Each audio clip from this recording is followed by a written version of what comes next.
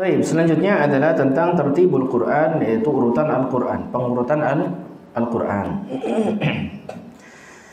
Tertibul Quran itu tilawatuhu taliyan, ya, ba'duhu ba'dan, hasba ma huwa maktubun fil masahif wa mahfudun fis sudur.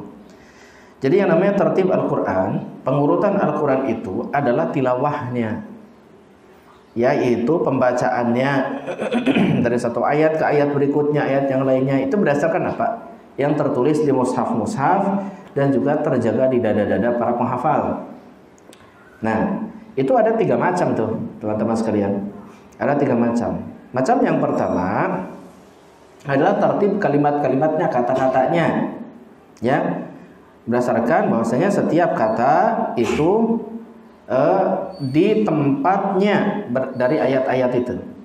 Contoh misalkan adalah Alhamdulillahirabbil alamin, misalkan itu ditempatkan di ayat mana, ya kan, di surat mana dan lain sebagainya. Nah ini hadza tsabitun bin nass wal ijma'. Ini tentunya tetap dengan adanya nas dan ijma'.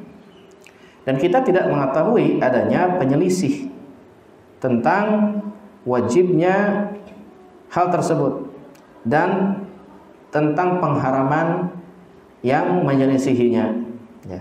Tidak boleh kita itu mengatakan lillahil hamdu rabbil alamin, ya, sebagai pengganti dari alhamdulillahi rabbil alamin. Enggak boleh. Jadi urutan kata-katanya itu udah segitu. Enggak bisa kita kemudian na'budu iyyaka wa nasta'inu iyyak. Boleh atau tidak? Enggak boleh, harus iyyaka na'budu wa iyyaka nasta'in. Jadi tertib ayat-ayat kata-katanya juga sudah ditentukan, gitu ya. Nah, kedua, itu tertib ayat-ayat bihaitsu takunu ya kullu ayatin fi mawdi'iha minas surah. Itu tertib ayat-ayat di mana ayat tersebut diurutkannya di surat-surat itu kayak gimana? Dia itu ayat kasabaraha. Ini gitu kan? Setelah ayat apa, sebelum ayat apa. Nah, seperti itu. Ya. Jadi nggak bisa kita itu ikhwafillah membaca Maliki Yaumiddin Ar-Rahmanir Rahim. Nggak bisa. Kenapa? Baca dulu ayat ini baru baca ayat yang itu. Nggak bisa. Mana dulu yang urutannya lebih awal? Yang ada di mushaf-mushaf itu. Ya. Demikian. Kenapa? Karena pengurutan tersebut itu juga sabit bin nas wal ijma'. Tetap berdasarkan nas dan ijma'nya para sahabat. Ya. Makanya seperti ini fafillah wajib, ya, untuk seperti itu dan haram menyelisihinya. Ya, demikian. Kemudian selanjutnya fafillah nah, yang ketiga, tertib suwar. Itu pengurutan surat-surat. Ya, pengurutan surat-surat. Ini tentunya setiap surat itu berada di tempatnya di mushaf. Ini adalah thabit bil ijtihad fala yakunu wajiban. Ini thabit bil ijtihad fala yakunu wajiban. Ay tertib surat-surat mah itu bil ijtihad. Pada waktu itu ijtihadnya para sahabat tertib surat-surat mah. Ada ayat-ayat di surat anu mah eta mah kumacek Rasul. Gitu kan? Dan juga ditempatkan di mana. Tapi kalau tertib urutannya surat-surat seperti itu, maka itu bil ijtihad. Ya, demikian.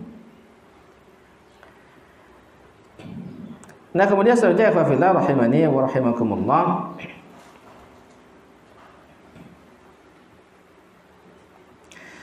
Di sini dijelaskan hadis Sahih Muslim, ya, dari Hudzaifah bin Al-Yaman radhiyallahu anhu bahwasanya Nabi sallallahu alaihi wasallam itu di suatu malam alhamdulillah itu membaca surat Al-Baqarah, kemudian An-Nisa, kemudian Ali Imran. Secara urutan mushaf bagaimana tuh?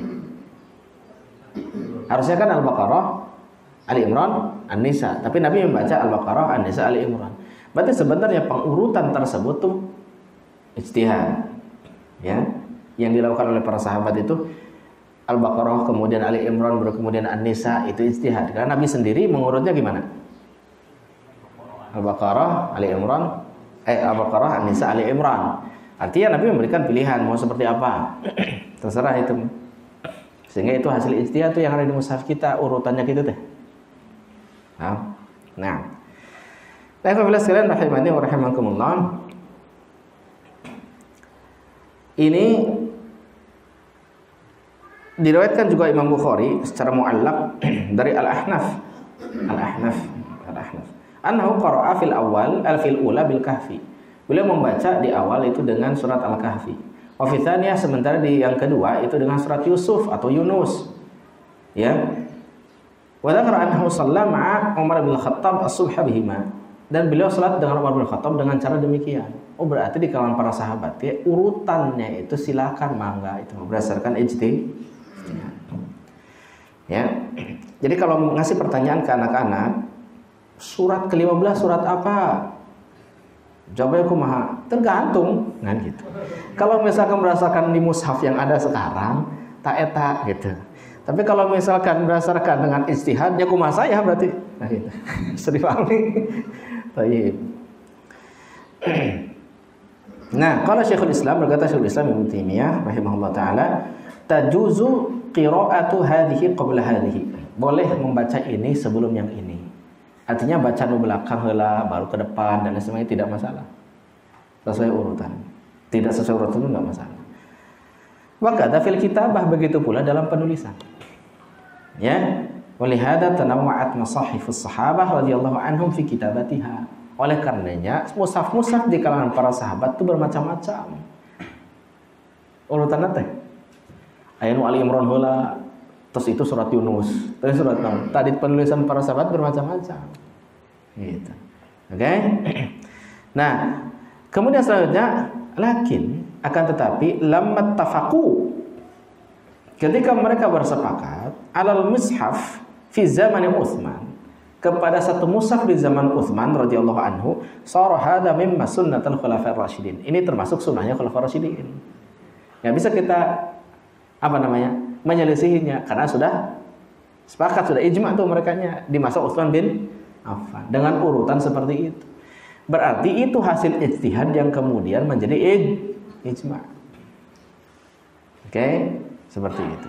Jadi nggak bisa nih percetakan di kita ngacak gitu ininya, suratnya nggak bisa, harus sesuai dengan rasam Utsmani, dengan mushaf Utsmani. Urutannya harus begitu. Paham ya? Nah, demikian. Karena itu sunnahnya Khulafaur Rasyidin, dan hadis menunjukkan bahwasanya sunnah Khulafaur Rasyidin wajib kita ikuti. Sunnahnya Khulafaur Rasyidin wajib kita ikuti. Paham ya? Nah,